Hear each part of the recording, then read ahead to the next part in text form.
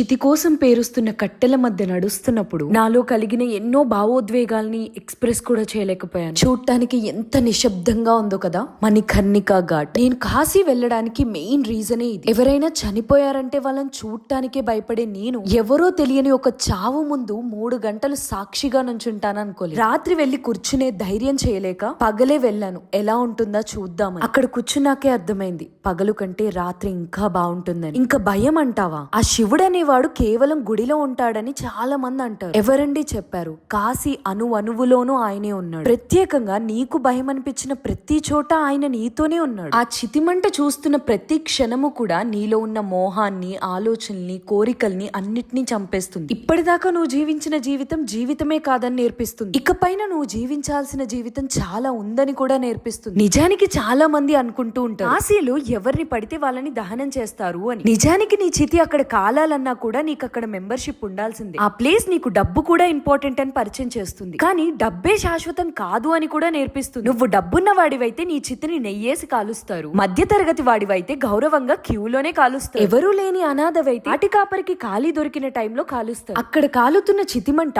365 రోజులు కాలుతూనే ఉంటుంది. ఎవరో తెలియకపోయినా వాళ్ళ చితికి సాక్ష్యంగా నిలబడ్డ నువ్వు వారికి గౌరవం ఇస్తూ గంగా స్నానం చేసి మరీ రండి. మన ఇంటి పేరే అవ్వాల్సిన పని లేదు. గంగలో నీకు ఇష్టమైనవి ఏదైనా వదిలేయాలి అంటారు కదా. నిజానికి నేనైతే అన్నిటిపైన మోహాన్ని వదిలేశాను. పైవాడు చూపించే దారి